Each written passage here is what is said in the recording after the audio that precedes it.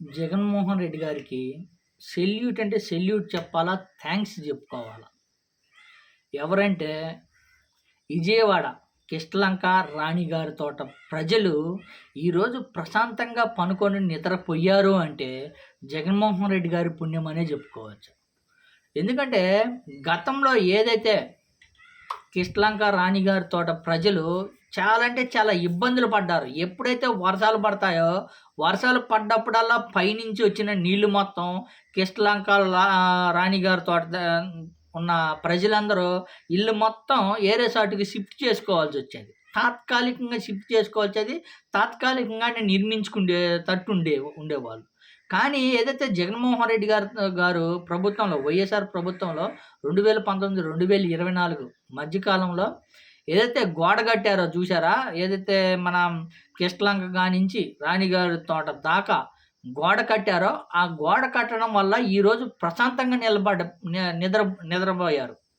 అదే ఇప్పుడు చూడండి, మొత్తం మంగళగిరి కానీ, గుంటూరు కానీ, అమరావతి కానీ, విజయవాడ కానీ చూడండి ఎంత దారుణంగా తయారైందో. మొత్తం కొన్ని చోట్ల చెరువులు తప్పించే విధంగా అయిపోయింది. ఇప్పుడు నిన్న విజయవాడలో కానీ 5గురు మరణించడం జరిగింది.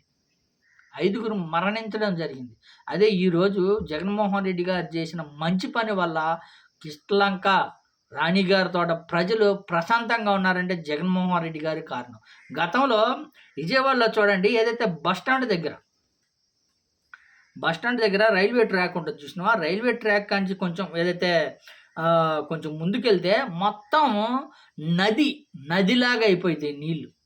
ఎక్కడ నీళ్ళు మొత్తం అక్కడికే వచ్చి నిలబడిపోయాయి.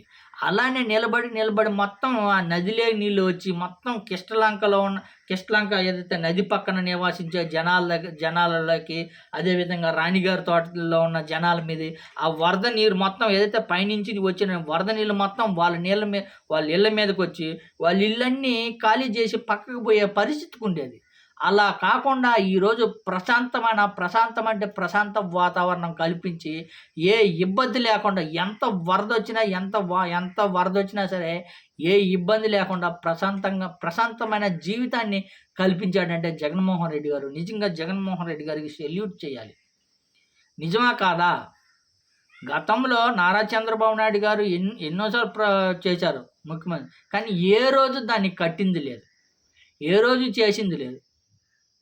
కానీ మొత్తానికైతే దురదృష్టం జగన్మోహన్ రెడ్డి గారు ఓడిపోయారే కానీ జనాల గుండెల్లో స్థిరస్థాయిగా నిలబడిపోయే పనులైతే చేశాడనే చెప్పుకోవచ్చు. 100% చెప్పొచ్చు. ఇది 100% విజయవాడనే కాదు, రాష్ట్ర వ్యాప్తంగా జనాల గుండెల్లో నిలబడిపోయాడు జగన్మోహన్ రెడ్డి గారు. ఏదైతే ఈ విజయవాడ గోడ కట్టే విషయంలోనే కాదు, మిగతా ఏ విషయంలో సరే జనాల గుండెల్లో నిలబడిపోయాడు. జగన్మోహన్ రెడ్డి గారే మళ్ళీ మాకు సీఎం కావాలా, మాకు మళ్ళీ జగన్మోహన్ రెడ్డి గారే కావాలనే విధంగా జగన్మోహన్ రెడ్డి గారు పరిపాలించాడని చెప్పుకోవచ్చు.